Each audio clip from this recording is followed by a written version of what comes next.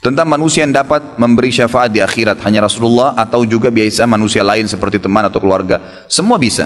Semua orang mukmin akan memberikan syafaat. Semua mukmin akan memberikan syafaat. Itu dijelaskan dalam hadis Bukhari. Ya, bahwasanya setiap orang yang beriman itu kalau dia sudah lewat dari hisab, dia akan bisa memberikan syafaat kepada orang lain yang beriman tentunya. Bagaimana hukum atau dosa orang yang telah mu'allaf lalu dia murtad lagi? Ya sudah dianggap kafir. Tidak usah lagi bicara masalah dosa, ya murtad, dia meninggal mati, masuk neraka, gitu kan? Karena sudah murtad. Tidak dianggap lagi ada dosa berhubungan dengan dosa lagi. Dosa itu artinya sesuatu yang masih bisa dimaafkan nantinya, gitu kan? Dia sudah tinggalkan, tidak ada lagi amal dia yang bisa diterima. Apakah berdosa memutuskan tali persaudaraan dengan orang yang telah murtad, padahal kita sudah mengingatkan akan dosa besar? Tidak usah putus silaturahim. Dia murtad seperti orang kafir umumnya, tetap kita silaturahim. Tetap saja, gitu kan? Tidak ada masalah dengan itu. Dan bukan tugas kita menghukumi dia. Jadi yang perintah Nabi SAW, man irtadda an dinihi faqtuluh, man baddala dinahu faqtuluh, hadis sahih. Siapa yang mengganti agamanya maka bunuhlah dia. Itu untuk pemerintah, bukan untuk individu, gitu kan? Jadi bukan kita yang harus menghukumnya. Bagaimana hukum atau sah tidaknya menikah dengan orang yang telah hamil, padahal itu bukan hamil dengan kita. Kita harus menolong orang yang telah hamil tersebut. Kenapa harus tolong orang yang sudah hamil dengan menikah? Menikahlah dengan wanita yang tidak hamil. Kenapa harus ditolong, gitu kan? Artinya kalau tolong dikasih biaya, mungkin dia mau melahirkan nanti, ya seterusnya gitu kan. Bukan dengan cara menikahinya. Allahu alam. Kalau yang saya tahu, jangan nikahi wanita yang sudah dihamil di luar nikah. Kan gitu. Itu berarti dia sudah melakukan perbuatan zina dan itu berbahaya. Untuk masa depannya nanti Anda berbahaya. Saya sarankan carilah mukminah yang baik-baik. Perintah agama kita menyuruh menikah dengan wanita yang mukminah, yang belum disentuh oleh orang, gitu kan. Kenapa harus cari orang yang seperti ini? Kalau ditanya sahkah pernikahannya, sudah pernah saya jelaskan dan sering saya ulangin ini ya. Jadi kalau pendapat yang paling kuat sebenarnya, ada pendapat ulama yang mengatakan boleh saja, sah saja, tapi anaknya tidak dinisbatkan. Anaknya tidak dinisbatkan kepada pemilik sperma. Tapi pendapat yang saya pegangi adalah pendapat yang tidak sah. Pernikahan wanita yang hamil sampai dia meletakkannya. Karena Nabi SAW melarang wanita hamil untuk menikah di dalam hadis-hadis yang sahih, dan juga melarang menjatuhkan hukuman rajam ataupun cambuk bagi wanita yang hamil. Bagaimana cara bakti kepada orang tua yang sudah meninggal? Ya, doakan, sedekah atas namanya, umroh dan haji, kunjungin kerabatnya. Kalau ibu dan bapak itu bisa diganti baktinya dengan saudara-saudara kandungnya. Seperti sabda Nabi SAW, al-khalatu bimanzilatil Tante itu, saudara kandungnya ibu adalah pengganti atau sama posisinya dengan ibu. Jika bayi yang baru lahir lalu ia wafat ketika dilahirkan, apakah bayi itu wajib diakikahkan? Ini khilaf di antara ulama, tapi yang raja adalah diakikahkan saja. Nggak ada masalah. Nah itu, walaupun dia meninggal. Bagaimana dengan foto setengah badan yang dipajang di dinding tembok? Malaikat tidak masuk rumah juga. Saya sarankan lebih baik baca di buku ini ya. Ini buku kebetulan saya sudah bawakan, memang malam ini ada buku ini. Kalau memang mau dimiliki bisa, ini sangat bagus. Rumah yang tidak dimasuki malaikat, lebih baik Anda baca di sini, karena ini bukan hanya sekedar rumah, ya bukan hanya bahasan sekedar rumah, tapi memang bahasan siapa itu malaikat, apa manfaatnya kalau ada di rumah kita, siapa itu rivalnya, lawannya malaikat adalah para syaitan, dan apa bahayanya, siapa itu syaitan dan apa bahayanya di rumah, kemudian baru masuk jenis-jenis rumah yang tidak dimasuki oleh malaikat, gitu kan? Termasuk yang dipajang fotonya. Memang kenapa akhi sekalian dan ikhwah? Kenapa kalau seandainya Anda tidak pajang foto Anda? Kenapa? Tidak ada masalah kok, gitu kan? Tetap saja rumah itu orang tahu rumah Anda punya sertifikatnya kan?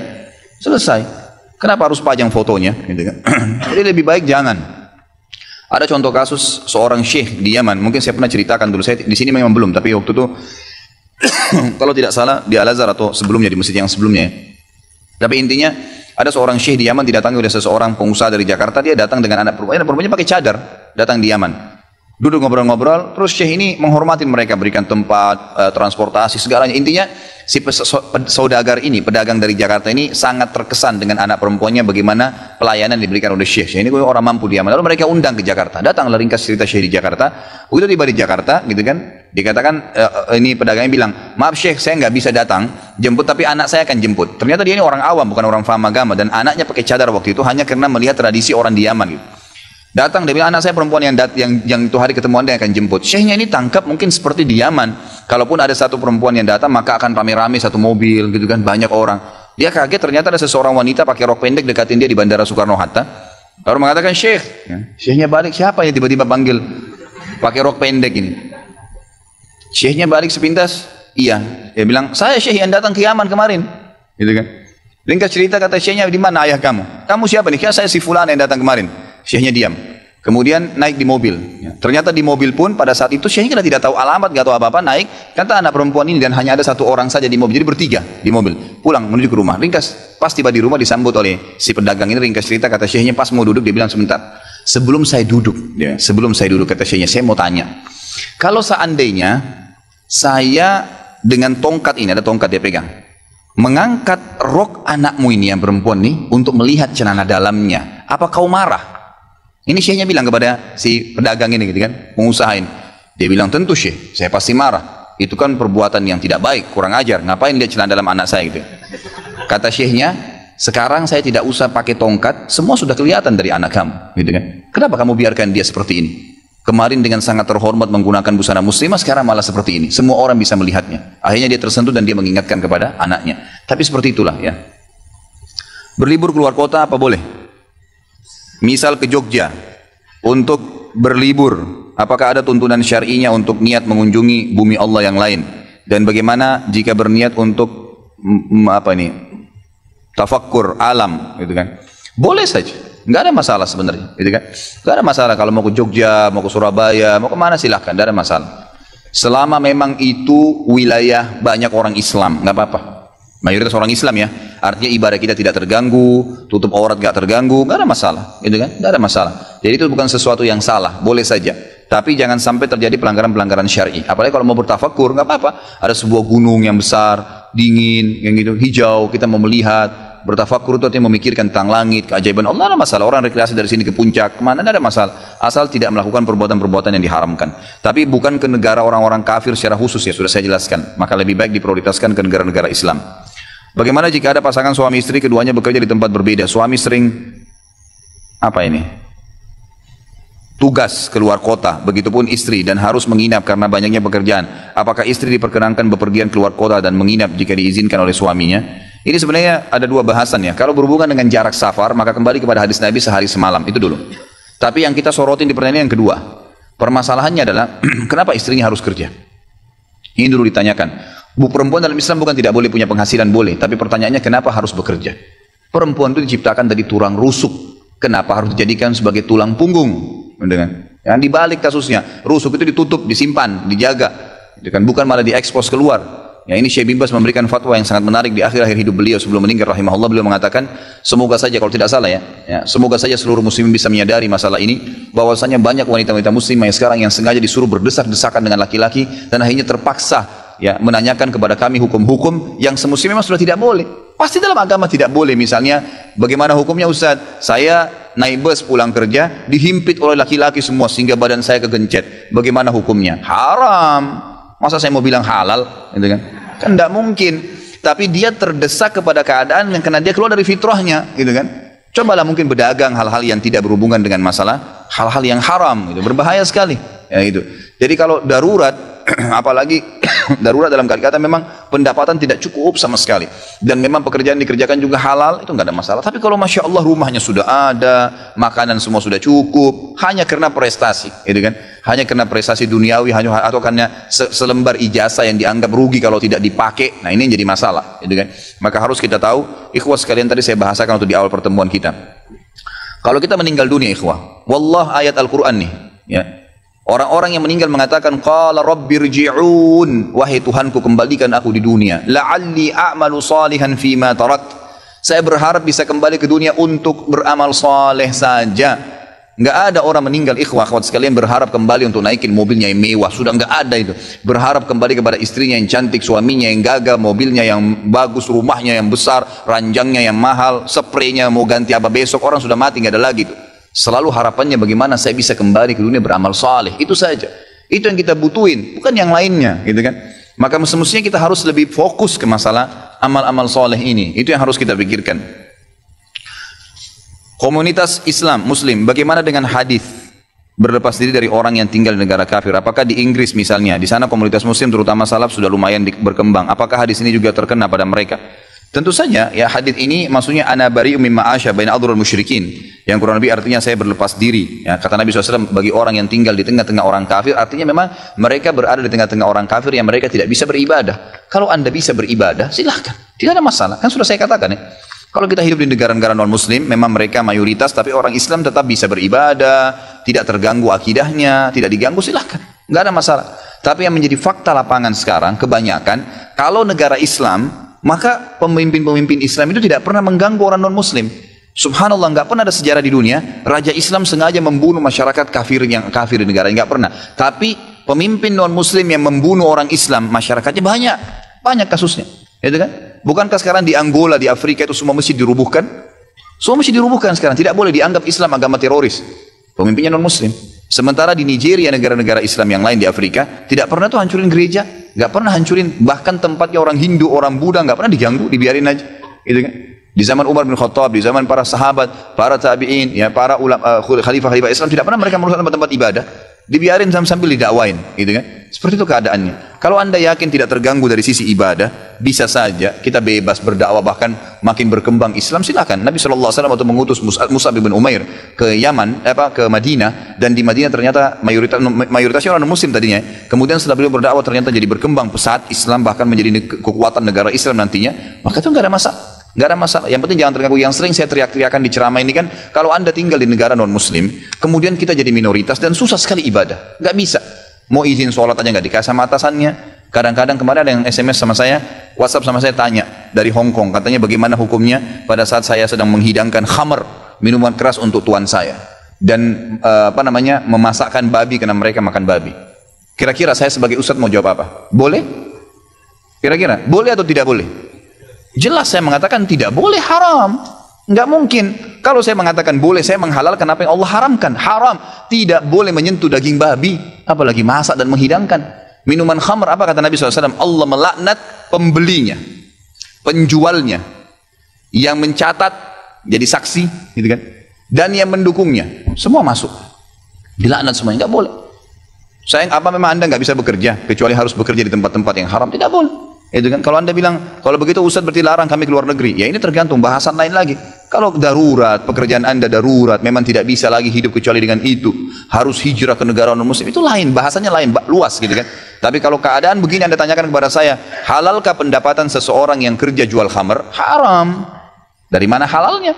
Khamrnya haram, lalu dihidangkan, kita ikut-ikutan, gitu kan. Saya bekerja di perusahaan di mana klien-klien saya dari berbagai bidang industri termasuk bank, asuransi, leasing, dan rokok. Perusahaan kami membantu para kliennya untuk memperbaiki proses bisnis sehingga produktivitas dan efisiensinya meningkat. Apa hukum bekerja di perusahaan tersebut? Minimal syubhat. Kalau misal memang dia masih punya banyak klien ya, di antaranya mungkin kliennya perusahaan rokok, tadi asuransi dan leasing atau perbankan. Mungkin ada perusahaan-perusahaan lain yang masih normal. Berarti dia minimal syubhat, gitu kan? Artinya ada pendapatan yang halal, ada pendapatan yang haram, dan syubhat ini lebih baik dijauhi. Syubhat itu lebih baik dijauhi. Ikhwah sekalian, saya lihat dari pertanyaan ini semua kayaknya masih perlu saya titik beratkan begini. Wallahi ikhwah, yang memberikan rezeki Allah Azza wa Jal. Allah dari langit sana yang menurunkan rezeki, bukan bos anda, bukan manusia, gitu kan? Kenapa takut sekali meninggalkan tempat haram? Kalau haram jangan dipertahankan, nggak boleh. Pendapatan haram itu akan menjadi penyebabkan banyak sekali. Bekerja di situ haram, pendapatannya juga kalau dimakan menjadi haram. Bukankah Nabi SAW mengatakan lahmun nabata min suhtin annaru aula bihi? Daging dan darah yang tumbuh dari pendapatan haram, neraka lebih pantas baginya. Bagaimana bisa ikhwah? Coba antum jalan di muka bumi ini, lihat nih di sekitar kita saja. Saya kemarin subhanallah ceramah di daerah Menteng, diundang ceramah keluarga. Waktu itu subhanallah malam minggu, kebetulan saya lagi tidak ada jadwal, saya ke sana. Pada saat saya parkir, rumahnya mewah, lux, di sekitarnya semua rumah mewah. Pas azan maghrib saya bilang, Pak, maaf Pak, saya mau pamit. Sholat ini Ustaz? Enggak, saya sudah azan untuk sholat di masjid. Kalau bapak-bapak sini mau ikut silahkan. Lalu saya masuk, saya cari mana masjid, tanya. Subhanallah, begitu saya masuk masjid ditunjukin. Saya masuk lewat belakangnya rumah bapak itu, semuanya rumah kampung. Rumah-rumah kecil-kecil, mungkin rumahnya itu cuma 3 kali 3 meter, 2 kali, cuman kecil-kecil, rumahnya semua penuh. Tapi di daerah Menteng penuh di belakang sampai ke masjid. Masjidnya pun tuh kecil, musola. Mungkin satu saf itu cuma bisa 6 orang, ke belakang juga 6, kurang lebih begitulah. Saya waktu masuk subhanallah, saya lihat orang-orang yang tinggal sekecil itu pun rumahnya. Ada yang lagi bungkus-bungkus gula dijual. Dia cuma jual di komunitas di situ saja. Ada yang jual Indomie, ada yang buat jual kopi dan teh panas. Hidup tuh, gitu kan? Hidup itu mereka. Boleh hidup saja, rumahnya biasa, tetap bisa dagang begitu, biasa saja hidup. Coba lihat tuh, artinya orang-orang banyak hidup dengan keadaan seperti itu. Kenapa kita tidak lihat dan coba belajar gitu? Bahwasanya orang hidup kok, tidak harus dengan terikat masalah perusahaan kita yang akhirnya kita anggap kalau saya tidak kerja sini saya nggak bisa. Rezeki biadillah ikhwah sekalian, rezeki biadillah. Allah bukakan rezeki. Saya cuman karena tidak enak kalau saya mau menceritakan keadaan saya pribadi ya. Kalau pengalaman saya pribadi terlalu banyak bukti-bukti nyata subhanallah yang saya hadapin pribadi. Pada saat lagi terdesak dari sisi ekonomi, godaan luar biasa, ada pinjaman yang berbunga, ada yang begini, ada yang begitu, tetap saya tolak, saya komitmen. Sampai pada titik terakhir, titik klimaksnya saya pertahankan, Allah berikan jalan keluar yang tidak masuk di akal ikhwan. Betul-betul tidak masuk di benak saya. Saya ceritakan salah satunya, pada saat saya ada masalah kemarin di Kalibata. Ini untuk diambil ibrah saja. Restoran saya buka 2 tahun 8 bulan. Kemudian saya pertemukan antara omset sama bayar sewa dan ya, service charge-nya, karena di mall ada service charge maka tidak cukup, tidak berimbang. Saya merasa selama hampir 3 tahun tidak mendapatkan keuntungan. Lalu saya berpikir untuk menutup restoran itu, dan pada saat itu subhanallah saya berpikir restoran itu sudah saya tutup aja deh, saya jual aja. Mungkin dengan kesibukan dakwah, beberapa ikhwah juga yang saya amanahkan di situ sudah ada yang satu yang sudah niat mau kuliah, udah nggak bisa lagi lanjut. Saya bilang oke lah baik. Selama 3 bulan vakum, nggak bisa bergerak sama sekali. Pada saat itu subhanallah 1 rupiah pun ikhwah saya nggak punya duit. Allah jadi saksi, saya bingung waktu itu bagaimana caranya untuk mencari jalan keluar nih. Jual restoran pun akan dilelang dalam kondisi murah, restoran itu sudah besar asetnya. Ini gimana caranya, saya nggak punya duit. Mindahin ke tempat lain butuh uang untuk sewa, gitu kan. Membuka lagi butuh uang yang baru untuk membayar sewa yang tertunggak, gitu kan. Tidak dibongkar juga akan dibongkar paksa. Nah, ini kalau ada waktu tentu, sampai waktu tentu, kalau tidak ini akan dibongkar paksa. Subhanallah, godaan luar biasa. Ada yang masuk saya tidak tahu dari mana, SMS masuk ke HP saya, pinjaman dengan bunga yang ringan 250 juta sampai 750 juta terus dari banyak perbankan, saya nggak tahu tiba-tiba masuk. Saya tidak pernah iyakan, selalu. Gitu kan. Saya cuma berusaha ikhtiar, berdoa sama Allah, tawarin kepada orang kalau ada yang mau punya saham dengan saya. Subhanallah, pas titik klimaks 3 bulan kemarin, 3 bulan tutup ya sementara, dan saya sudah berpikir mau jual pun sempat saya tawarkan, belum ada yang beli. Saya tiap hari saja berdoa. Di masjid ini saya kedatangan seseorang, jemaah pengajian saya, bukan jemaah pengajian sebenarnya, dia rutin mengikuti ceramah kita ya yang diupload di YouTube dan tinggal di Paris. Orang Indonesia, orang kita tapi tinggal di sana. Datang selama ini dia selalu kalau saya punya program gali sumur diikut, ada program kemarin badal haji, dia haji ditipin uangnya, selalu program sosial diikutin sama dia. Subhanallah, pada saat lagi dia bilang sama saya SMS, Ustaz saya mau ke Jakarta, saya ingin hadir pengajian Ustaz langsung. Saya bilang baiklah kalau gitu silahkan fadhal. Selesai pengajian kita waktu itu selesai jam 9 malam, kurang lebih seperti jam-jam seperti ini. Lalu kemudian dia datang sebelah saya belum pernah lihat orangnya, lalu dia salaman sama saya, dia bilang Ustaz saya Pak John Firdaus, dia bilang sama saya gitu. Terus saya bilang, oh iya Pak, saya belum paham nih. Dia bilang, saya yang dari Paris Ustaz. Oh antum, terus salaman lah, ngobrol-ngobrol. Sampai ke mobil gitu kan. Saya sempat kasih dia beberapa buku yang biasa saya bawa di mobil. Ini akhi, mungkin antum bisa baca-baca di sana sama keluarga dan seterusnya. Sebelum berpisah, dia bilang sama saya, Ustaz saya sempat bawa teman ke Kalibata. Kok saya mau ajak makan, tutup tempatnya Ustaz. Oh iya, ceritanya ada tunggakan pembayaran yang belum saya bayar dari sewanya karena tidak cukup antara omset penjualan dengan ini. Oh gitu Ustaz ya, kira-kira butuh berapa biaya? Saya bilang mungkin saya butuh sekitar 250 juta untuk memutar kembali restoran ini, karena butuh ada tunggakan 168 dan saya harus dengan biaya operasional sekitar 250 juta. Rencananya memang saya mau buka saham kalau emang ada yang mau masuk. Dia bilang sama saya tiba-tiba, ini cuma mau berpisah di sini di depan masjid ini, dia bilang sama saya, Ustaz kalau Ustaz bilang, saya baru saja kemarin masukin anggaran dana saya 400 juta di satu perusahaan. Kalau saya tahu saya akan ikut sama Ustaz. Ya sudahlah, qadarullah nggak apa-apa gitu kan. Tapi kalau emang Ustadz mau, saya coba pikirkan, nanti saya pertimbangkan, kira-kira berapa? Saya bilang saya akan buka saham 250 juta itu 10% dari omset antum akan ambil. Karena aset restoran sekarang 2,5 M. Baiklah, dia bilang sama saya gitu. Saya pulang ke Paris ini, hari Senin saya berangkat, saya bicara sama istri, saya langsung kasih berita ke Ustadz, lalu saya kasih. Baiklah, saya bilang kalau begitu. Dia pulang, subhanallah, saya pikir ya sudahlah, ini mungkin dia mau pertimbangkan lagi. Malamnya, pada malam itu juga, dia tiba-tiba SMS ke saya, dia bilang, Ustaz setelah saya musyawarah sama istri, saya akan transfer ke Ustaz dengan jumlah 250 itu, supaya bisa bergulir dan saya siap mengambil 10%-nya. Gitu kan, saya syukur kepada Allah, alhamdulillah ada jalan keluar gitu. Subhanallah, saya ke Kalibata, saya bicara besoknya sama GM-nya, saya ngobrol, ini gimana jalan keluar, saya sudah ada duitnya sekarang dan mau diputar. Oh udah nggak bisa Pak Khalid, ini kan sudah 3 bulan vakum, udah nggak bisa, harus dibongkar, udah tutup, nggak bisa lagi. Kalau Pak Khalid mau pindah tempat lain silakan, atau mau buka sini kembali harus ganti nama. Baiklah, saya coba kembali kepada Allah SWT lagi berdoa, ya Allah berikan petunjuk ada apa sebenarnya ini, bagaimana jalan keluarnya. Hati saya subhanallah cenderung untuk keluar, gitu kan. Udahlah mungkin saatnya untuk keluar dari situ, karena memang selama ini ada teman-teman saya berikan masukan juga yang sering datang, akhi di sini parkiran susah, akhi di sini kadang-kadang tidak ditahu dan seterusnya, lebih baik kalau ente keluar. Saya tiba-tiba berpikir mungkin saya keluar deh. Saya iseng aja di condet, saya mutar-mutar, coba deh saya cari ruko, mungkin ada dengan 250 juta daripada saya bayar ke Kalibata, mendingan saya sewa ruko, mungkin bisa sewa 2 tahun, ya, mungkin 75 juta, 100 juta per tahun, saya bisa dapat 2 tahun, lalu saya coba gulirkan lagi. Dengan izin Allah, Di depan rumah, di Jalan Raya Condet itu dekat rumah orang tua saya, ada satu ruko, dua ruko disambung, 3 tingkat, dan ruko itu bekas travel haji umroh, gitu kan. Pas dipasang spanduknya disewa, dikontrakin, gitu kan. Saya langsung tanya, saya telepon, setelah saya tinjau beberapa lokasi, kemudian saya tanya telepon. Dia bilang boleh, silakan Bapak, dan saya lihat ke dalam, cocok alhamdulillah 3 lantai itu. Kemudian saya tanya sewanya, ternyata dananya juga mencukupin, gitu kan, dananya mencukupin. Lalu kemudian saya mulailah ya proses, saya bayar sewanya, kemudian saya juga proses pemindahan, dan insya Allah dalam waktu dekat akan dibuka. Tapi saya melihat dari pelajaran sini ikhwah, bahwasanya jalan keluar dari Allah itu ribuan, jutaan jalan keluarnya. Sabarin aja, nikmatin prosesnya. Setiap penawaran haram, tolak, jangan pernah mau. Dengan izin Allah akan ada jalan keluar. Tidak ada. Kata Nabi SAW, "Man taraka syai'an lillah abdalahu khairan min." Gitu kan? Jadi tidak ada sama sekali. Subhanallah, pada saat itu saya harus bayar sewa 225 juta, uang sisa 250 juta pada saat itu.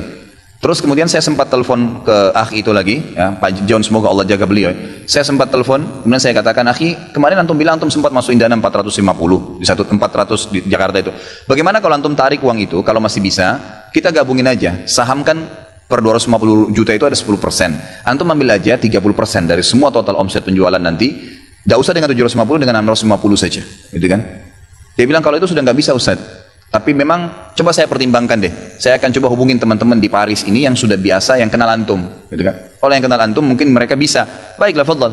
Subhanallah, besok dia SMS lagi ke saya. Ustaz, saya sudah musyawarah dengan istri, ternyata saya punya dana cukup 650, kami yang pegang semua saham itu. Ditransfer uang semua ke saya. Yang tadinya saya dari 1 rupiah tidak pegang duit, masuk uang 650 juta ikhwah, tidak masuk di akal, gitu.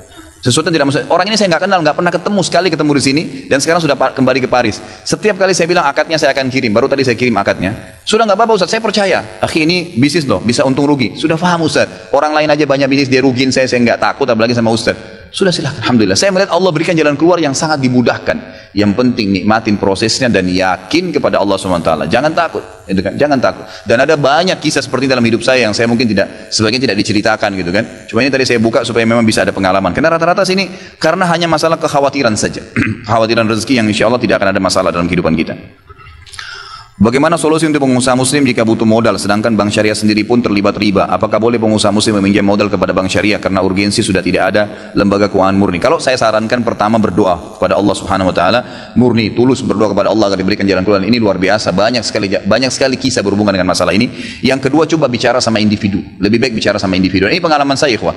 Subhanallah, dari pertama saya buka usaha tahun 2003, saya mulai buat perusahaan Ajwad itu, kemudian saya ekspor kayu gaharu ke Saudi. Belum pernah saya pakai modal dari luar, belum dari instansi perbankan. Alhamdulillah belum pernah. Selama itu saya cuma tawarin kepada jemaah pengajian, kepada keluarga saya, kemudian ada yang ikut satu-satu, mulai dari modal yang ada saya amanahkan, jaga dengan baik, kemudian berputar, Allah berkahi. Akhirnya kemudian baru berkembang ke buka usaha-usaha yang lain. Saran saya coba ke secara individu dan minta kepada Allah petunjuk. Yang kita sayangkan ini ikhwah, kita banyak ini mau berdoa kalau lagi sakit parah, itu kan baru berdoa sama Allah. Tapi kalau untuk minta modal, kayaknya nggak mungkin deh sama Allah, gitu kan? Kalau mau minta mobil mewah, kayaknya nggak mungkin sama Allah. Ya, ini semuanya ikhwah, apapun yang kita minta kepada Allah Subhanahu wa taala, apapun sifatnya. Kalau perlu kancing baju putus, ya Allah coba gantiin yang sama, nggak apa-apa. Minta sama Allah, Allah akan berikan nanti jalan keluar, dapat toko dan bisa dapat yang sama, gitu kan? Itu dengan izin Allah. Jadi jangan terlalu sempitkan ya berdoa sama Allah Azza wa Jalla ini.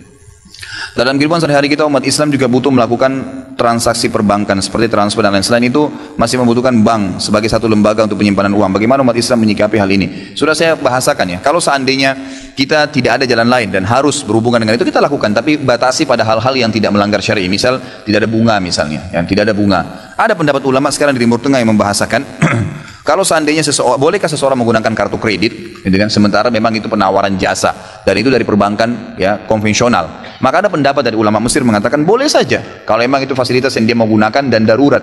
Ya dia tidak ada uang, maka dia harus memakainya, gitu kan? Tapi dengan syarat tidak boleh kena bunga. Kapan dia kena bunga? Maka dia berarti masuk dalam masalah riba. Berarti sensitif sekali. Antum harus bayar tanggal 30, tanggal 31 lewat belum bayar 1 hari, kena 50.000. 50.000 itu sudah riba. Gitu kan? Sudah riba, sangat sensitif. Maka lebih aman tidak dilakukan. Jadi ada pendapat yang begitu, tapi jauh lebih aman seorang muslim menjauhkan dirinya. Allahu a'lam. Kalau memang darurat kita punya bank, punya rekening di bank, nggak masalah. Ya, itu pakai saja. Ya kalau memang tidak ada, bank ribawi Ustaz, ya bank ribawi. Apa boleh buat? Tidak ada yang lain. Gitu kan? Saya harus nabung. Uang saya nggak mungkin 100 juta, 200 juta saya taruh di kamar, nanti bisa hilang. Misal, saya harus taruh di bank, di kampung saya, di kota saya tidak ada kecuali bank ini. Pakai saja, taruh, jangan ambil bunganya. Gitu kan? Selesai. Jangan berhubungan dengan masalah ribawiyanya. Tapi kalau sudah ada perbankan syariah, anda alihkan. Ya, seperti itulah. Apakah benar Rasulullah SAW dimakamkan 3 hari setelah meninggal? Nggak benar. nggak benar. Jadi Nabi SAW meninggal, setahu saya Allah alam pada hari itu juga sudah dimakamkan. Ya. Saya meminjamkan uang 5 juta ke teman saya untuk berbisnis jual celana. Lalu saya bilang ke dia bahwa kira-kira akan dapat untung 1,8 juta. Saya bilang akan membagi ke dia 450 riba. Apakah itu termasuk riba? Ya. Saya belum tangkap ini ya. Baik, modal 5 juta, keuntungan 1,8 kurang lebih. Maka saya akan memberikan kepada dia 450 ribu. Apakah itu riba? Enggak, bukan riba. Ya, kalau memang jelas keuntungannya 1,8, jelas sudah dapat. Kalau ini untung 1,8, saya akan kasih kamu 450 ribu. Itu bukan riba. Tapi untung atau tidak, saya tetap kasih kamu 450 ribu, itu baru riba. Itu baru riba. Bagaimana hukumnya berjualan di mana ini? Di momen malam tahun baru, karena pada saat itu sangat ramai akan calon pembeli. Kalau penjualan itu memang dasarnya sudah di situ, kita punya sebuah tempat tahun baru atau tidak tetap kita jual, silahkan saja, nggak ada masalah, gitu kan? Tapi kalau tidak, maka ini ada rincian. Kalau seandainya tempat itu memang umum saja, artinya kita tidak berhubungan dengan masalah tahun barunya, emang di depan rumah banyak orang yang lagi ngumpul, kita lagi mau jual kopi, ini masih umum. Ulama mengatakan umum, dia cuma mau menjual kepada orang-orang ini, gitu kan. Tapi kalau sekaligus niatnya untuk merayakan, itu tidak boleh. Kalau mau saran saya, nggak usah. Tidur, bangun sholat tahajud, minta sama Allah rezeki, berzikir, baca Quran lebih baik. Allahu a'lam, jauh lebih baik. Karena begini loh, setiap orang yang berhubungan dengan seseorang atau sesuatu kegiatan pasti berefek. Kita masuk ke sebuah lokasi, orang-orang itu lagi majelis ilmu seperti ini. Kira-kira apa efeknya?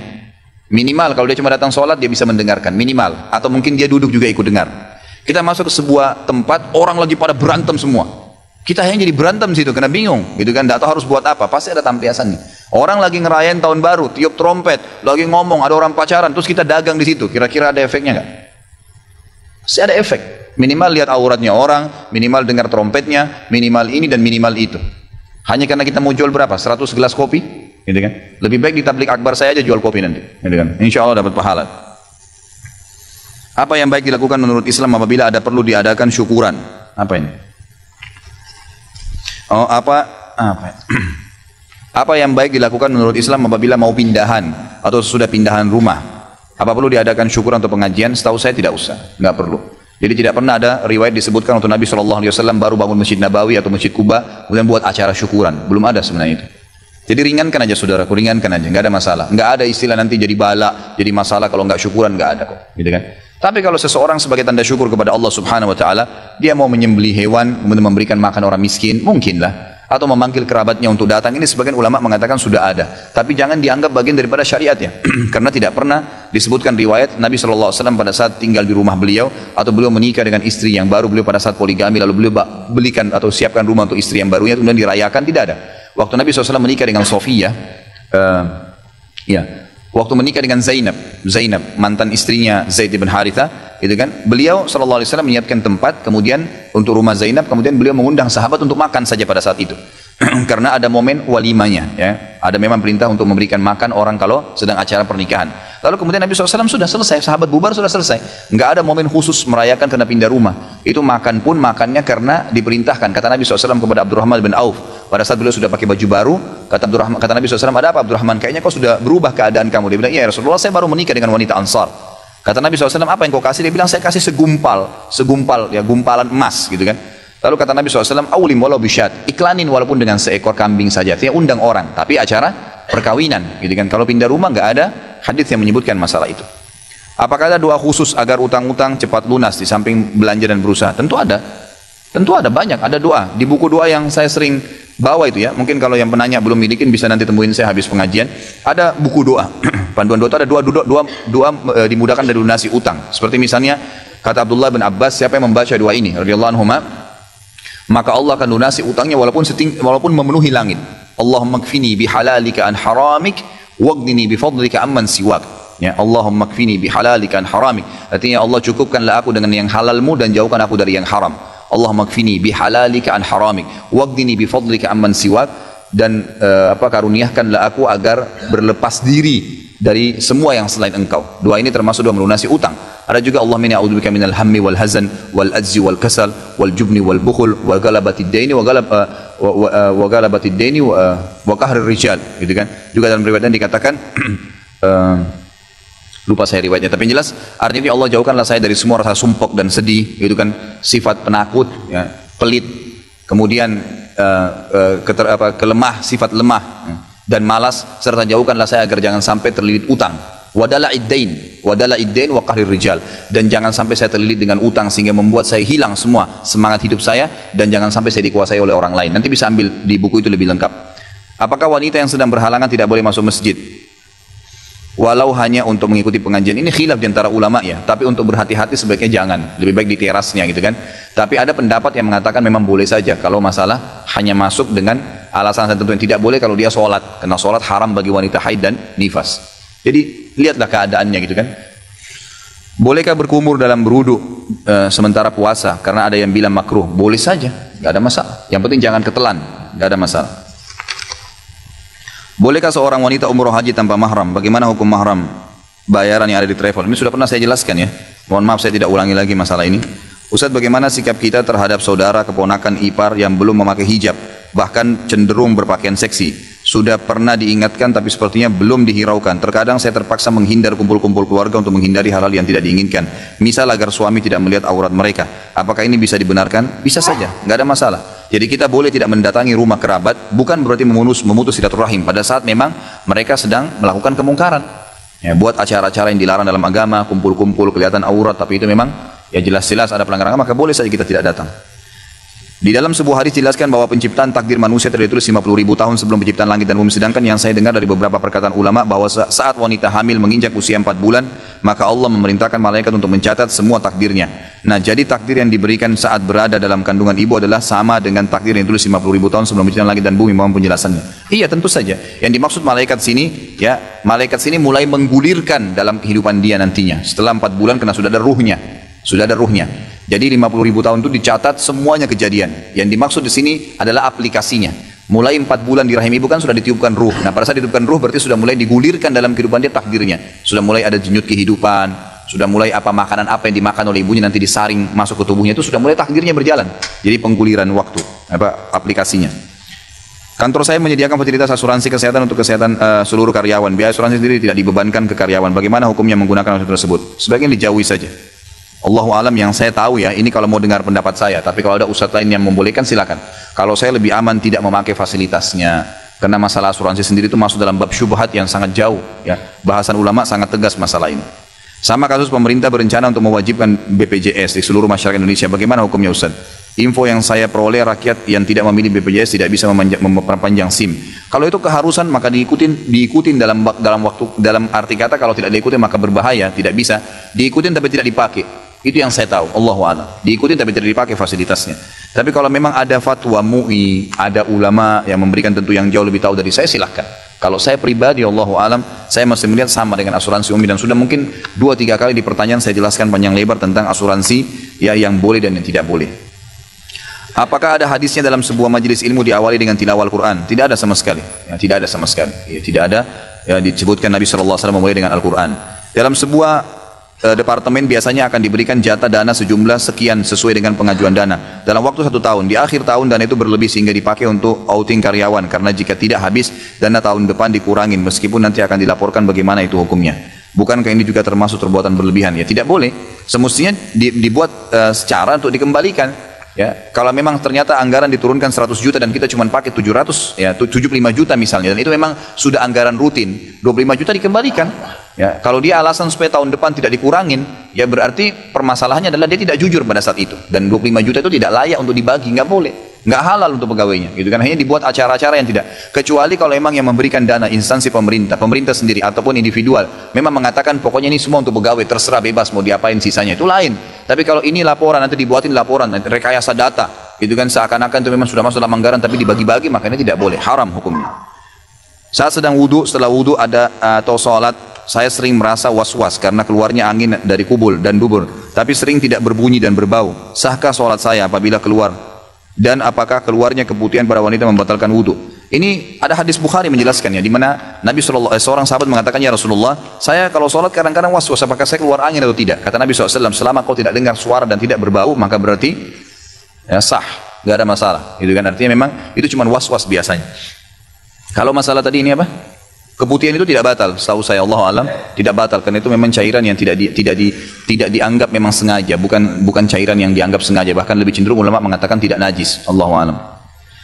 Benarkah doa kunut hanya sunnah Ustaz? Dan ternyata Rasulullah SAW tidak menyuruh untuk membaca dalam kunut subuh. Ini sudah saya pernah jelaskan, sering saya jelaskan ya. Hadisnya dilemahkan oleh para ulama tentang kunut subuh dan yang disunnahkan adalah pada saat witir. Jadi lebih baik tidak dilakukan. Tapi kalau lagi sholat berjamaah dan orang lagi kunut, tidak apa-apa Anda lakukan. Ya Imam Ahmad mengatakan lebih baik seseorang itu tidak sholat. Ya lebih baik tidak sholat kalau seandainya dia sholat dengan imam yang kunut lalu dia tidak kunut. Jadi artinya jangan sampai dia gara-gara itu saja lalu dia menghindar. Tapi sekarang ada banyak pendapat ulama yang terakhir ini fatwa-fatwa para ulama yang bisa dipegangi fatwanya, mereka mengatakan lebih baik seseorang itu kalau dia merasa tidak fitnah, kalau tidak ikut maka dia tidak lakukan. Tapi kalau dia takut fitnah nanti malah dinilai buruk oleh orang lain, maka dia niatkan untuk kunut nazilah. Masalah niat untuk sholat Ustaz, kenapa ada yang bilang tidak usah melafadzkan usolli farda, lalu niat apa yang dibaca ketika mau sholat? Memang itu tidak pernah ada contoh dari Nabi SAW, makanya kita tidak lakukan, gitu kan? Pernahkah ada sebuah hadis dari Nabi SAW, Nabi mengatakan kepada para sahabat, kalau kalian mau sholat bacalah usolli farda, salat duhur dan seterusnya? Belum pernah ada satupun riwayat, semua bab sholat membahas masalah itu. Dan sudah pernah saya jelaskan, ini hanya karangan dari sebagian orang-orang dari Al-Azhar di Mesir, yang mengatakan perlu menguatkan niat dalam hati dengan lafadz, gitu kan? Tapi mereka mengatakan, ini pun teman-teman yang mengatakan mengucapkan usolli farda ini, mereka mengatakan ini adalah pelengkap niat dalam hati. Jadi kalau ada orang sholat, niat dalam hati mau sholat duhur, Allahu Akbar, dia lupa dengan lafaz lisannya, maka sah sholatnya. Tapi kalau ada orang mengatakan usolli farda salat duhur, tapi hatinya nggak niat sholat, nggak sah. Gitu kan? Tapi jumhur ulama mengatakan karena tidak pernah ada hadis yang menyebutkan lafaz niat dengan lisan, maka mengatakan niat dalam hati. Misal tadi Anda mau sholat isya, begitu imamnya Allah Akbar, kita terlintas mau sholat isya dan berjamaah, selesai. Dan kita sudah tahu kita jadi makmum, tidak usah bilang lagi makmuman. Yang imam sudah tahu jadi imam, tidak usah lagi mengatakan imaman. Memang sudah begitu, ya yang harus kita lakukan. Kenapa ya Ustaz saya sering dengar, ngapain sih baca Yasin pada malam Jumat? Saya tahu si Ustaz baca Al-Kahfi lebih baik. Tapi memang salah kalau baca surah Yasin pada malam Jumat pada malam Jumat, mohon penjelasannya. Bukan salah. Kalau seandainya Anda kebetulan baca dari Al-Baqarah sampai akhir, terlintas surah Yasin. Atau Anda memang lagi pengen baca-baca surah Yasin pada saat itu. Yang keliru kalau Anda tentukan setiap malam Jumat baca Yasin. Penentuan sebuah ibadah di waktu tertentu itu butuh dalil, butuh penuntun, gitu kan? Penuntun. Kalau Al-Kahfi jelas ada perintahnya, Kalau ini tidak ada perintahnya. Tidak ada hadis yang khusus menjelaskan baca Yasin di malam Jumat. Nah kalau kita kebetulan mau baca, pengen baca surah Yasin, umum saja gitu. Bukan karena ditentukan malam Jumatnya, maka dibaca silahkan. Tapi kalau dihubungkan dengan waktu malam Jumat gitu kan, apalagi dengan tempat tertentu, ini butuh dalil penjelasan, butuh dalil untuk menjelaskan. Jadi sebenarnya tujuannya ikhwas sekalian bukan menyoroti surah Yasin ya. Jangan salah faham masalah ini. Tapi saya hanya ingin mengajak kita semua ini kembali kepada kemurnian ajaran Nabi Muhammad SAW. Apa yang beliau tuntun kerjain, yang tidak ada tuntunannya jangan ditambah. Sedangkan yang sudah ada sudah banyak sekali gitu kan.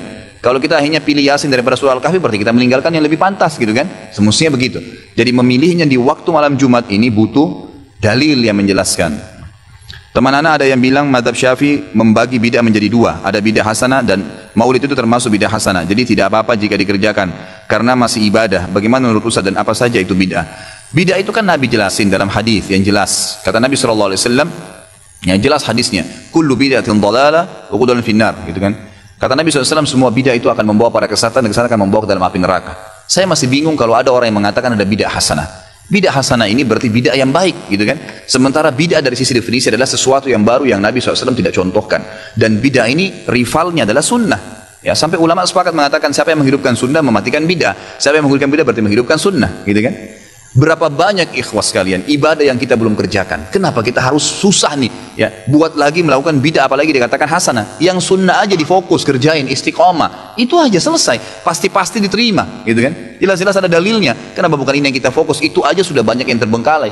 Berapa banyak subhanallah orang-orang yang melakukan maulid Nabi SAW, gitu kan? Katanya bentuk cinta dengan Nabi SAW. Coba lihat kehidupan sehari-hari. Jalani nggak sunnah Nabi SAW, gitu kan? Jauh sekali sunnah Nabi. Bahkan ada tidak sholat hadir, gitu kan? Dan banyak sekali hal yang termasuk subhanallah pelanggaran, karena yang paling penting Nabi SAW tidak pernah merayakannya, tidak pernah melakukan itu, gitu kan? Itu yang paling penting. Maka kita sebagai pengikut sejati beliau tidak melakukannya juga. Kalau seandainya ada yang mengatakan tidak saya harus melakukan, itu silahkan, hak Anda. Saya tidak menyalahkan, silahkan saja. Saya menyampaikan apa yang saya ketahui dan saya cuma mengajak kepada kemurnian. Nabi SAW tidak contohkan, maka saya pribadi tidak kerjakan. Yang mau ikut silahkan, yang tidak mau Anda nanti bertanggung jawab sendiri di depan Allah Subhanahu Wa Taala. Yang terakhir adalah Ustaz, benarkah ahli sunnah wal jamaah tidak pernah melakukan zikiran bersama setelah sholat di masjid? Kenapa seperti itu Ustaz? Ya. Jadi yang saya tahu Allahu a'lam memang Abdullah bin Umar menyebutkan dalam riwayat bahwasanya saya mengetahui sholat di masjid Nabi SAW sudah selesai dengan saya dengarkan suara zikir mereka. Dengan saya dengarkan suara zikir mereka, maksudnya Nabi dan para sahabat. Jadi di zaman Nabi SAW itu zikir habis sholat bersuara sebenarnya, bersuara. Tetapi tidak dilakukan secara bersamaan. Gitu. Jadi misal Nabi SAW lagi baca ayat kursi, sahabat sana lagi baca Al-Ikhlas, sahabat sana lagi baca Al-Falaq, yang sana lagi baca Subhanallah 33, dibebaskan oleh Nabi SAW. Itu ada dalam hadis. Tapi suara mereka terdengar, gitu kan? Kalau ada sekarang orang lebih memilih zikir dengan tidak mengeluarkan suara, gitu kan? Mungkin hanya dia saja yang dengar, itu adalah termasuk adab sebenarnya. Adab dan tata kerama agar orang-orang tidak terganggu dengan dia. Tapi intinya disunnahkan, boleh saja orang mengeraskan suaranya dalam zikir habis sholat ya, tidak ada masalah. Ya, kita lihat kalau selama saya pernah di Saudi 7 tahun, setiap saya sholat di masjid-masjid yang ada di dekat-dekat rumah masyarakat, itu pas saya habis sholat mereka pada baca la ilaha illallah, ada yang baca subhanallah, baca ayat kursi, tapi masing-masing secara individual. Karena membaca secara serentak berjamaah ini, itu butuh panduan, butuh tuntunan dari Nabi SAW. Apakah Nabi SAW pernah menuntunnya? Yang kita temukan malah yang ada adalah riwayat Abdullah bin Mas'ud radhiyallahu anhu. Abdullah bin Mas'ud mengatakan pada saat dipanggil oleh Ubay bin Ka'ab, dan di situ ada beberapa tabi'in yang lagi berzikir, yang pimpinannya mengatakan subhanallah, anak-anak semua murid-muridnya mengatakan subhanallah, gitu kan, sambil mereka memegang batu dan memindah-mindahkannya. Maka Ka'ab bin Malik mendatangi rumah Abdullah bin Umar berkata, wahai Abdullah bin Umar, kalau kau lihat ini pasti kau tidak suka, karena ini tidak pernah ada di zaman Nabi SAW. Kata Abdullah bin Umar, apa itu? Silakan kau ke masjid. Ditemukanlah di masjid tersebut ternyata ada beberapa tabi'in yang lagi berzikir sambil dituntun, pimpinannya mengatakan subhanallah, yang lain pada itu subhanallah, sambil rame-rame subhanallah, subhanallah, subhanallah, rame-rame gitu. Kata Abdullah bin Umar pada saat masuk, wahai kaum ini segelintir orang, apakah kalian tidak khawatir azabnya Allah turun? Kaget Abdullah, orang-orang itu pada kaget. Ada apa wahai Abdullah bin Umar? Apa yang kami lakukan? Kami sedang berzikir kepada Allah. Bagaimana bisa azabnya turun? Apa kata Abdullah bin Umar? Fahami pendapat beliau. Ini sahabat Nabi, gitu kan? Yang terkenal dengan sahibut ta'assi, orang yang paling fanatik dengan Nabi SAW, Abdullah bin Umar radhiyallahu anhu. Jadi apa saja dikerjakan oleh beliau, semua yang Nabi kerjakan gitu. Beliau mengatakan, sungguh bajunya Nabi SAW masih bisa dilihat dan dipakai. Artinya Nabi ini baru meninggal, bajunya aja sekarang masih ada, panci-pancinya masih bisa dipakai, rumahnya masih bisa dihuni. Kalian sudah berani melakukan apa yang Nabi kalian tidak contohkan, gitu kan? Berarti akan datang azabnya Allah bukan karena perbuatan kalian, tapi karena tidak pernah Nabinya contohkan. Artinya kalian menambah-nambah dalam agama ini. Jadi ini berbahaya sekali, gitu kan? Seseorang telah datang di depan Hasan Basri lalu sholat habis asar 6 rakaat. Salam habis asar, sholat 6 rakaat sunnah. Lalu orang ini begitu setiap mau salam, Hasan Basri mau ingatin, dia sholat lagi. Begitu selesai 6 rakaat langsung ditahan sama Hasan Basri. Katakan, kenapa kau sholat habis asar? Dia bilang, wahai imam, dia tahu ini Imam Hasan Basri, ulama. Wahai imam, apakah Allah akan mengadab saya karena saya sholat? Apa kata Hasan Basri? Tidak. Allah tidak akan azab kau karena kau sholat, tapi Allah akan azab kau karena kau melakukan apa yang nabinya nggak contohkan, yang merupakan ajaran dari Allah Subhanahu Wa Taala. Nabi nggak pernah contohin ada asar setelah asar sholat 6 rakaat. Dari mana dasarnya kau lakukan? Gitu.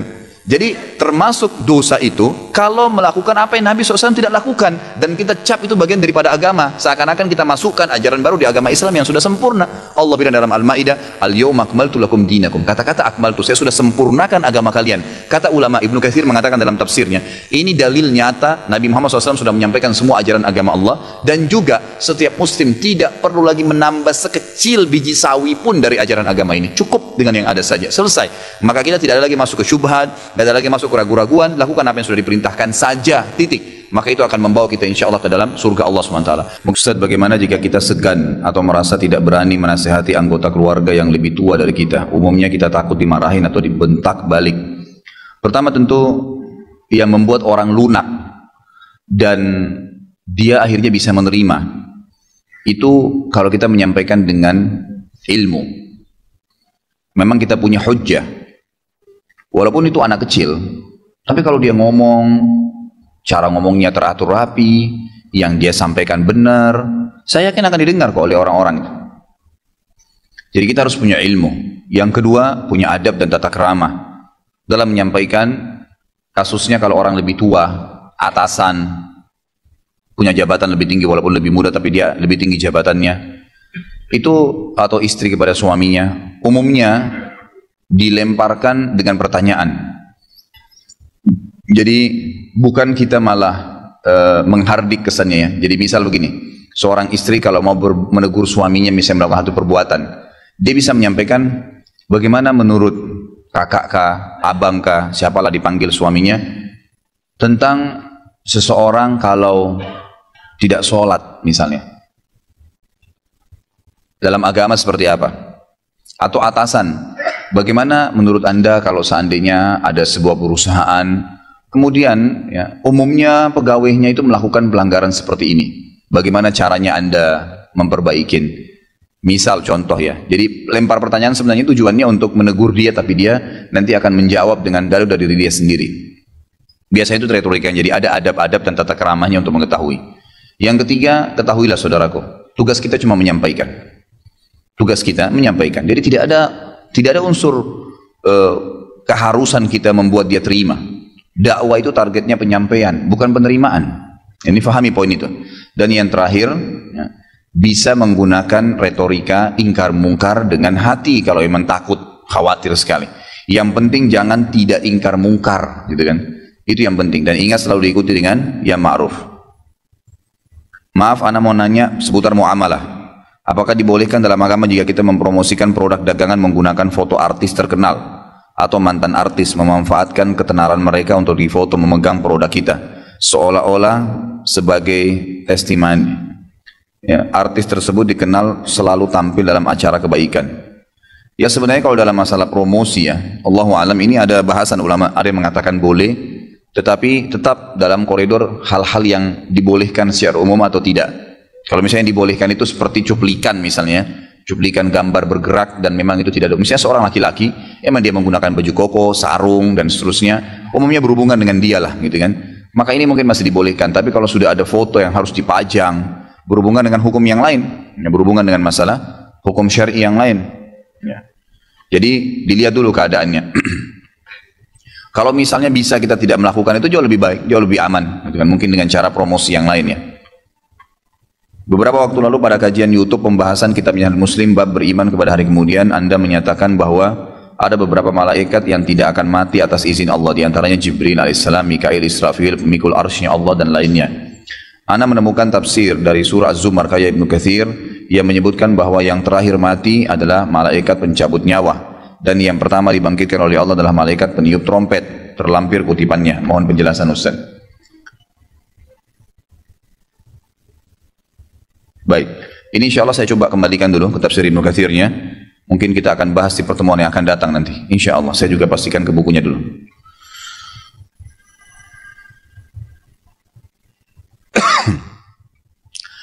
Ustadz, Anda juga menyebutkan dalam YouTube kitab Minhajul Muslim bab beriman kepada hari akhir bahwa dalam riwayat disebutkan surga diharamkan bagi semua nabi sampai Nabi Muhammad masuk ke dalamnya dan diharamkan kepada seluruh kaum sampai kaum Nabi Muhammad SAW masuk. Pengertiannya di sini apakah sampai seluruh kaum Nabi Muhammad termasuk yang sedang disiksa di neraka masuk ke dalam surga baru kaum-kaum lain yang masuk atau bagaimana? Tidak tentunya. Ya. Khusus umat Muhammad yang masuk ke dalam surga. Kalau menunggu yang masuk neraka dulu, berapa lama nunggunya? Gitu kan? Jadi yang dimaksud adalah memang dalam hadis sahih disebutkan setelah seluruh ahli surga berkumpul di kantara. Kantara itu sebuah lokasi di depan surga, khusus penghuni surga saling bertemu di sana, kemudian mereka menunggu pintu surga dibuka. Nah ini memang orang-orang yang sudah lolos, tidak masuk neraka dulu, tidak masuk neraka dulu, karena bukan cuma umat kita ya, umat-umat sebelum kita juga ada yang ahli maksiat tapi beriman, itu juga masuk neraka dulu, nanti dibersihkan baru masuk ke dalam surga. Yang ini lain, mereka urusannya berbeda. Yang dimaksud di sini adalah umat Muhammad SAW yang memang masuk surga awal tanpa neraka. Itu mereka masuk duluan. Kemudian diikuti oleh umat-umat yang sebelumnya juga yang sudah tidak lewat neraka, masuk surga dulu. Kalau masalah kasus umat Muhammad dan umat sebelum kita yang memang masuk neraka dulu itu berbeda, itu lain lagi. Itu memang mereka tidak masuk dalam kategori penjelasan hadis tadi. Ustaz, di grup WhatsApp teman-teman SMP ada yang mengajak untuk minum-minum khamr dalam rangka merayakan ulang tahun teman yang lain. Apa saya juga wajib ingkar mungkar dan kasih nasihat atau di dalam hati sudah cukup? Hati sudah cukup, tapi mestinya Anda nasihatin. Tinggal ketik, nggak bertemu sama orangnya, kenapa lagi? Apalagi yang mesti ditakutin? Menurut saya, gitu kan? Atau dengan bahasa Anda, minum khamr kan diharamkan dalam Islam. Maka teman-teman yang muslim mestinya menjauhi dan teman-teman non muslim mestinya menghargai teman-teman, kan begitu? Gak ada sesuatu yang salah kok di situ.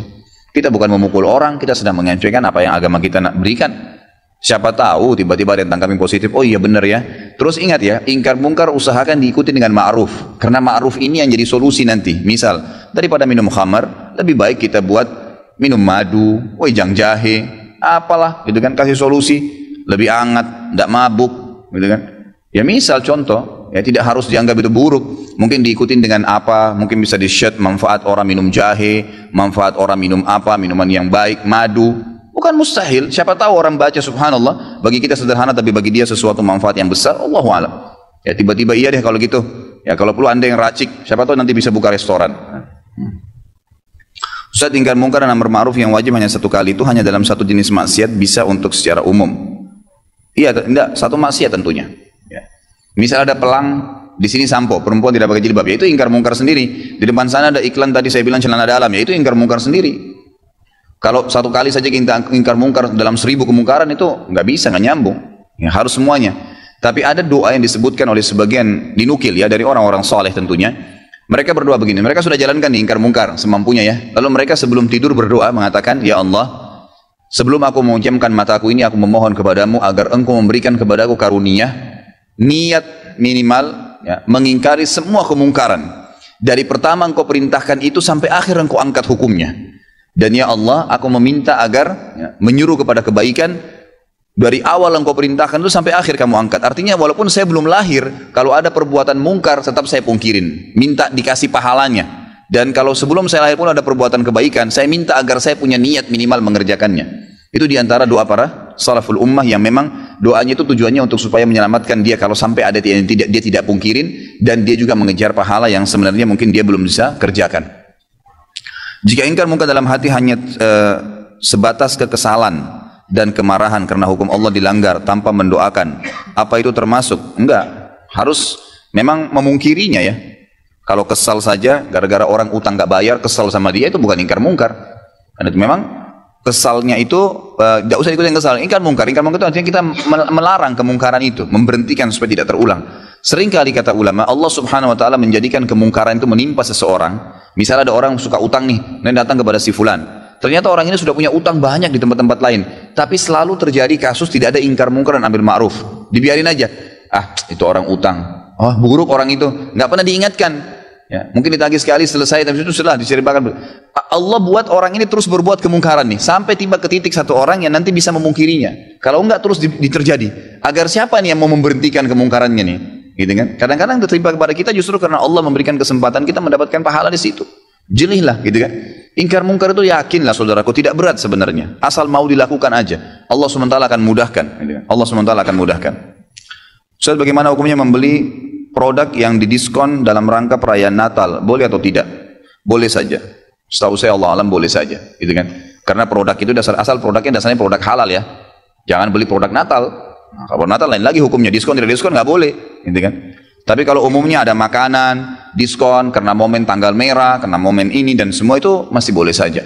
Apalagi kalau memang di situ ada hajat ya, memang kebutuhan sehari-hari. Kalau sesuatu yang tidak diperlukan, sebaiknya jauhi. Ya, sebaiknya jauhi, karena khawatir malah kita sama saja mendukung acara. Pokoknya usahakan jangan sampai ada dukungan, itu saja. Kalau kebetulan saya masuk supermarket, karena acara Natal memang didiskon semuanya, saya beli karena hajat saya. Nggak ada urusan dengan niat ingin merayakan juga Natal, itu kan nggak ada masalah. Atau sengaja membeli produk yang kita tidak perlu karena Natal ada, apalagi kalau berhubungan dengan atribut mendukung mereka, nggak boleh sama sekali.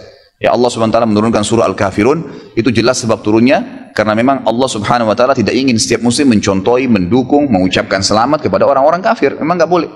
Ya Allah Subhanahu wa taala turunkan itu kepada Al-Mughirah dalam berdebatnya dengan Nabi sallallahu alaihi wasallam. Bagaimanakah kita harus bersikap terhadap teman-teman yang begitu bersemangat membela idolanya, contoh capres. Namun ketika agamanya dihina, ulamanya difitnah, mereka malah bersikap biasa-biasa saja, malah cenderung mengiyakan berita tersebut. Ya sama, ini masuk dalam ingkar mungkar amar ma'ruf. Ya. Diingatkan bahwasanya bukankah agama lebih pantas untuk dibela, didukung seorang alim yang merupakan penerus para nabi. Jadi kata para ulama, siapa yang menghina seorang alim sama dengan menghina seorang nabi, walaupun dosanya lebih berat kalau menghina nabi. Karena kata Nabi sallallahu alaihi wasallam, al-ulama warasatul anbiya. Pewarisnya para nabi, penerusnya adalah para ulama. Gitu kan, penerusnya para nabi. Berarti sama saja sebenarnya, seakan-akan menghina si ustaz tadi atau dai itu atau alim itu, maka sama saja sedang menghina nabi, ya kan gitu. Karena memang yang disampaikan oleh alim tersebut adalah ajaran Nabi Muhammad sallallahu alaihi wasallam. Maka tentu diingatkan dengan cara itu, diingatkan, gitu kan. Kalau masalah dia mau bela capresnya, dia mau bela atasannya, itu urusan pribadi, biarin aja, nggak usah dicampurin. Nggak usah ikut-ikutan berdebat dengan pendapatnya orang gitu. Ya. Usahakan ikhwas sekalian, ringankan pikiran kita dan hati kita dengan tidak pusing dengan keadaannya orang. Kecuali yang jelas-jelas memang kelihatan depan mata, terjadi sesuatu gempa, kita harus bantu, silahkan. Tapi kalau kita lagi di rumah, sengaja manjat dari tembok, lihat tetangga lagi makan apa, pakai baju apa, pak mobilnya ganti merek apa, itu nggak usah futul gitu. Pikirannya lagi apa nih orang, mau beli baju apa dia, saya juga mau beli yang sama, untuk apa? Nggak ada manfaatnya sama sekali. Ringankan beban pikiran kita dan hati dengan tidak mencampuri urusannya orang lain. Masalah dia mau mempertahankan ini idola saya, ini apa, nggak usah lah gitu ya. Kita cukup ingatkan sekali, kalau tetap saja biarin aja, gitu kan? Tidak usah kita campurin. Beberapa teman menganggap mengucapkan Natal boleh-boleh saja. Ketika diberitahu bahwasanya itu dilarang, mereka tetap berdalih bahwa itu boleh-boleh saja untuk menjaga hubungan dengan sama muslim. Bagaimana cara meyakinkan mereka bahwa hal ini dilarang dalam Islam? Sementara saya sendiri memiliki keterbatasan dalam memberikan jawaban kepada teman-teman. Berkaitan dengan dua pertanyaan di atas, apakah kita berdosa jika membiarkan hal tersebut? Misal ketika ada teman muslim yang menganggap mengucap selamat Natal boleh, kita hanya diam saja. Tentu nggak boleh ya, itu harus ingkar mungkar. Orang-orang muslim yang mengatakan bahwasanya boleh saja mengucapkan selamat Natal, saya berani sumpah ikhwah, orang ini tidak punya ilmu agama dan imannya masih sangat tipis. Nggak bisa saudaraku, mengucapkan selamat Natal kepada orang Nasrani sama mengatakan selamat Allah punya anak. Bagaimana bisa Anda berani ya, mengatakan Allah punya anak?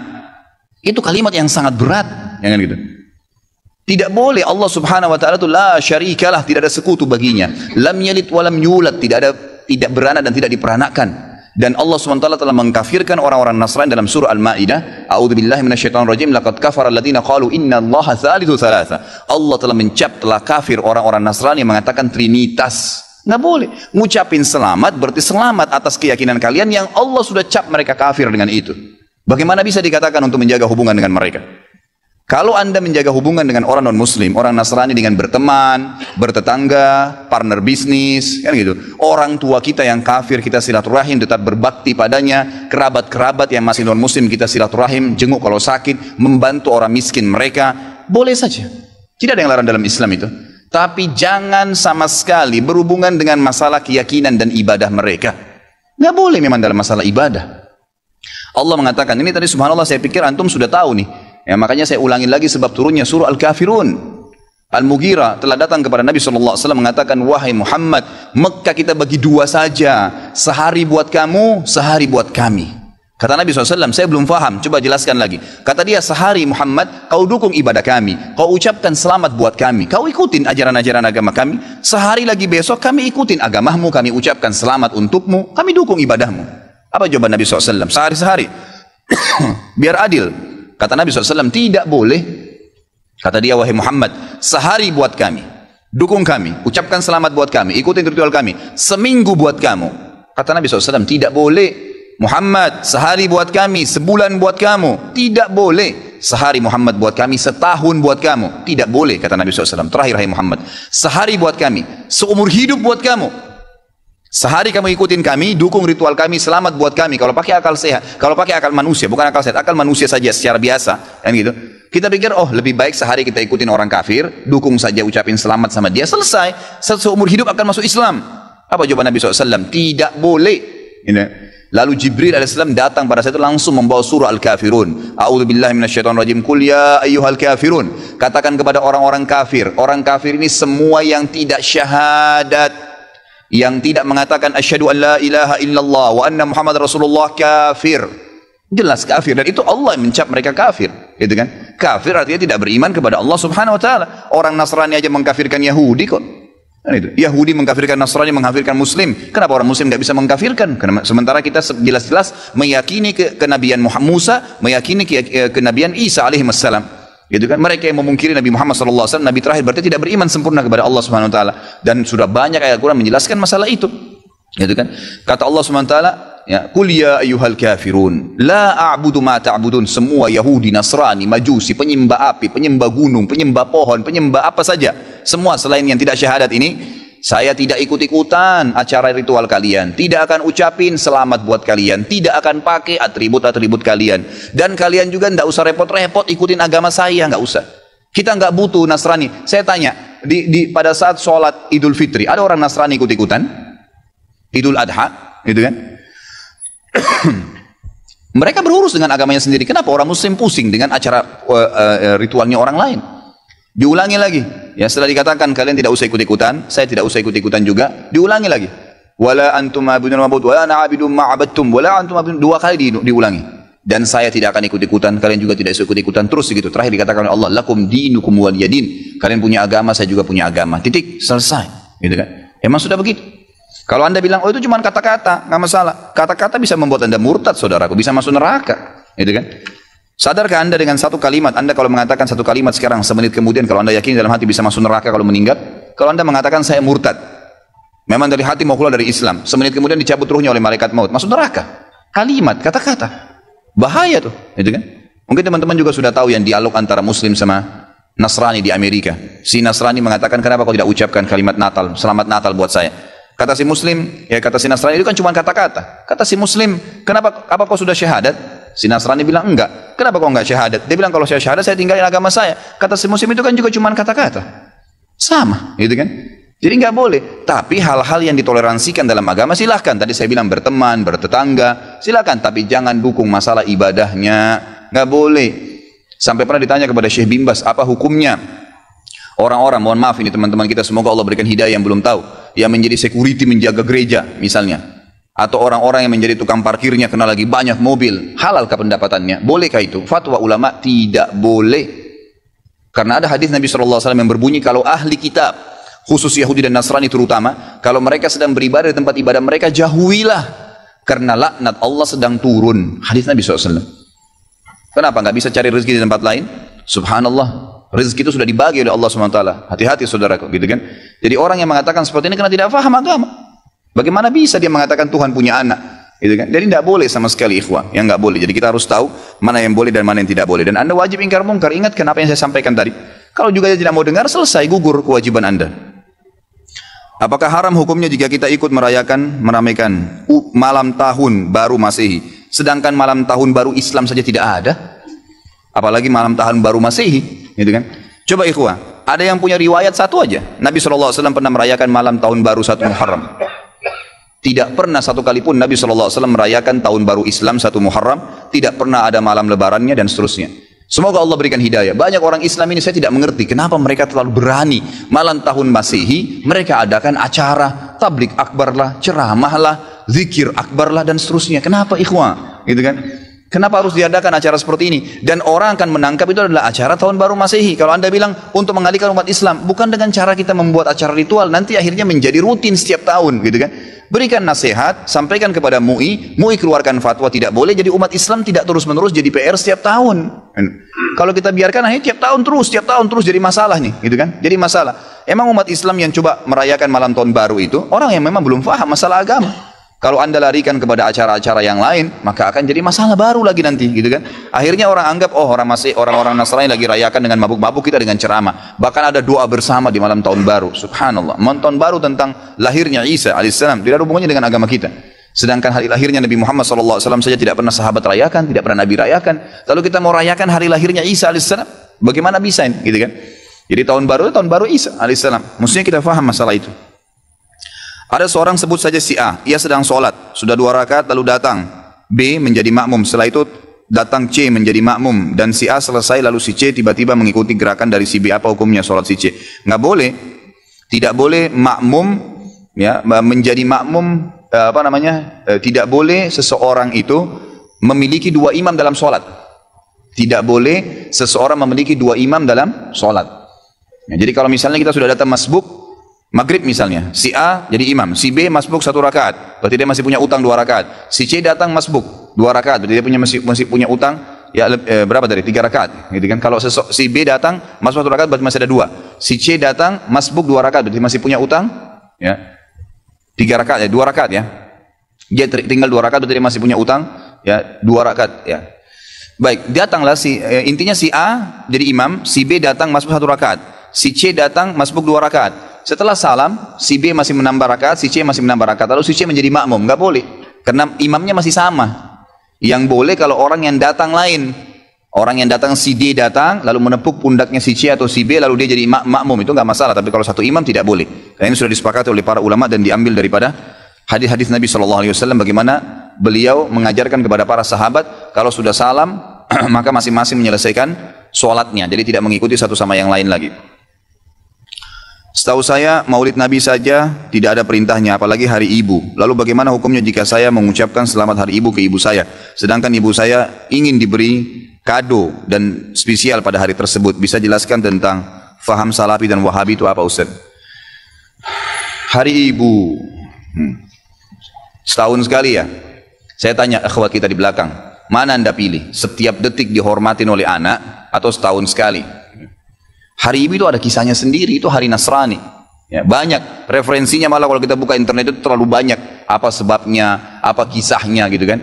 Di antaranya sudah sering saya sampaikan. Jadi ada banyak ibu-ibu juga yang sempat ribut di Amerika itu karena tidak pernah dikunjungi oleh anak-anaknya, gitu kan. Sehingga mereka minta minimal setahun sekali pada saat sudah masuk pantu jompo, itu nggak ada lagi anaknya yang datangin. Maka mereka sampaikan kepada pemerintah Amerika untuk diadakan khusus tanggal biar hari ibu, biar mereka bisa datang melihat kami gitu. Karena kalau sudah kerja, kalau sudah balik, sudah disuruh kerja keluar rumah, lalu kemudian mereka mandiri. Orang tuanya tinggal dimasukin panti jompo, sampai ada yang meninggal pun orang tua tidak diurus lagi. Ditelepon oleh panti jompo, ini orang tua kamu sudah meninggal, udah urus saja jenazahnya berapa biayanya saya transfer, selesai. Ya. Nah maka karena itu mereka harusnya, gitu kan, harusnya merayakan itu, mengadakan hari itu. Salah seorang syekh, saya lupakan, di Mesir, kemarin ada kisahnya dia tulis dalam sebuah buku. Kalau nggak salah pengalaman beliau pribadi. Satu waktu beliau lagi ke Jerman, kemudian jalan. Di pinggir jalan ada satu ibu, sudah sangat tua gitu. Ibu ini mau menyeberang jalan, tidak ada mobil yang berhenti kasih jalan. Sudah bungkuk pakai tongkat, terus mobil lula lalang, tidak ada yang kasih jalan. Sampai kalau nggak salah dia bantu jalan, nyebrangin jalan gitu.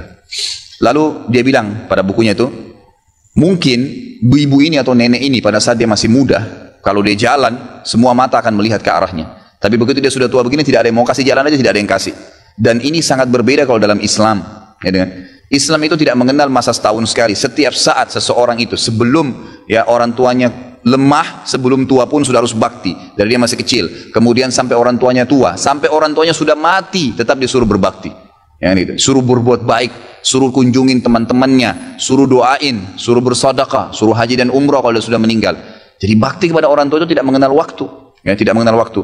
Kalau ibu anda minta kado, jelaskan dulu, bu saya akan kasih kado, ya.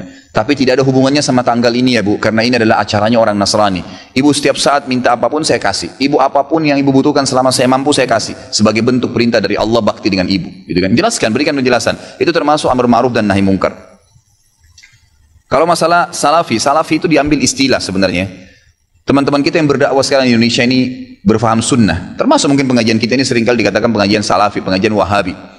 Karena setiap kali dalam pengajian-pengajian ini kita selalu mengatakan salaf ummah. Ada orang-orang terdahulu sebelum kita dari kaum salaf ummah. Salaf ini yang telah mendahului, itu yang dimaksud sahabat dan tabi'in. Itu yang dimaksud dengan kaum salaf, ya, kaum salaf. Salaful ummah telah berkata seperti ini, para sahabat dan tabi'in. Nah, karena sering mengucapkan ada istilah salaf, dikatakan kelompok salafi. Padahal sebenarnya tidak ada kelompok ini gitu. Ya. Ini cuma istilah sebenarnya, diistilahkan gitu kan. Karena ada keluar kalimat itu. Kalau Wahabi, Wahabi ini sebenarnya dulu pernah ada pemahaman keliru ya di Maroko, berfaham diistilahkan Wahabi. Itu di zaman mungkin masih sudah lama, mungkin zaman Abbasiyah. Kemudian dihancurkan oleh Khilafah Abbasiyah dan pemimpinnya sudah dibunuh, dihukum mati, udah habis gitu kan. Nah, pemahaman ini memang pemahaman yang tidak benar awalnya. Kemudian setelah ya, pemahaman Syiah banyak ya, diperbaiki, diluruskan di Jazirah Arab. Ya. Dan orang-orang Sunni banyak mengistilahkan ini Syiah, hati-hatilah. Orang Syiah itu mencaci maki, mengkafirkan para sahabat, kecuali Ali dan beberapa orang sahabat Nabi. Sementara ahli sunnah itu malah menghormati semua sahabat termasuk Ali. Tidak pernah ada ahli sunnah mencaci maki Ali radhiyallahu anhu. Kita muliakan dan kita terima. Semua keluarga Nabi SAW kita hormatin. Ya. Kita berikan salam dan salawat setiap kali kita tahiyat kepada mereka. Gitu kan. Nah, orang-orang Syiah yang tidak menerima selalu diserang oleh ahli sunnah. Gitu kan. Karena kalau dikatakan sunnah, sunni dan syi'i, ya gitu. Sunni itu artinya orang yang mengikuti sunnah. Sebenarnya orang Syiah tidak mau istilah itu melengket pada kita, nggak mau. Karena kalau difaham pemahaman sunni, berarti orang-orang yang ikuti sunnah Nabi. Syiah berarti yang mengikuti pemahaman Ali, gitu kan. Seperti itu. Jadi pasti orang lebih cenderung memilih, oh berarti pemahaman sunni dong, ikuti Nabi. Yang ahli sunnah juga menghormati Ali, kok nggak ada masalah, gitu kan. Maka orang-orang Syiah mengeluarkan istilah Wahabi yang tadinya awalnya tidak baik nih, dilempar kepada orang-orang yang faham Sunni. Makanya orang-orang Syiah di Iran itu mengatakan Saudi negeri Wahabi, gitu kan. Maksudnya negeri yang menjalankan sunnah. Kalau dia bilang itu negeri pusatnya Sunni, orang-orang akan dukung pasti. Tapi kalau dikatakan negeri itu negeri Wahabi, orang akan berpikir apa nih Wahabi ini? Bisa saja orang kembali kalau baca sejarah ke histori buruk tentang kisah Wahabi yang awal tuh, yang memang tidak benar, gitu kan. Padahal tidak pernah sama sekali ada istilah Wahabi. Saya tinggal di Saudi, waktu saya mau berangkat pertama, subhanallah, tahun 90, sekolah di Madinah. Waktu itu masih kelas SMA ya. Kemudian ada teman-teman ayah saya, ya, sempat mengatakan, nanti Khalid di sana ambil ilmunya, tapi jangan sampai kau jadi Wahabi. Saya berangkat terus terang, saya pikir Wahabi ini momok monster yang menakutkan. Setiap kali ada guru saya masuk, dosen saya masuk, saya selalu ini Wahabi nih. Yang berjenggot ngomong apa nih Wahabi nih. Gitu. Selalu begitu, gitu kan. Karena ayah saya seorang yang dikenal, gitu kan, seorang yang tokoh masyarakat di Makassar. Jadi pasti mereka tahu saya balik, saya akan gantikan beliau, minimal itu, gitu kan. Maka saya pun berhati-hati sekali. Subhanallah, mungkin 3 bulan sampai 6 bulan pertama itu semua momok yang kayak menakutkan. Tapi setelah saya muhasabah diri saya, enggak pernah orang-orang ini, enggak ada omongan kasar, dan selalu yang keluar dari mulut mereka, qala Allah, qala Rasul. Allah berfirman, Rasulullah bersabda. Kalaupun dikuatkan, sahabat Abdullah bin Umar berkata, Abdullah bin Abbas berkata, selalu begitu. Enggak pernah ada, ini pendapat saya, oh ini pendapat Wahabi, enggak ada. Kalau orang Syiah selalu, kelompok Syiah, selalu digembar-gemborkan Syiah. Kita enggak pernah, enggak ada begitu. Lalu saya bilang, ini pemahaman yang salah. Kira-kira bagaimana caranya saya ambil ilmunya, saya enggak jadi Wahabi, ini bagaimana modelnya? Enggak bakal nyambung. Kalau emang ini dikatakan Wahabi, berarti pemahaman ini benar selalu. Kalau Allah, kalau Rasul, dari mana nih? Lama-kelamaan saya sampai S1 baru saya paham, oh ini istilah yang digunakan oleh orang-orang Syiah untuk menjauhkan orang bahkan dari pemahaman Sunni yang benar. Ya, seperti itu. Benarkah bahasa penghuni surga adalah bahasa Arab? Allahu alam. Kalau ini saya belum tahu tentang riwayatnya. Kalau memang ada di antara ustaz-ustaz kita yang faham sunnah sudah menjelaskan, maka silakan diikuti. Saya belum tahu, belum temukan dalil sahihnya.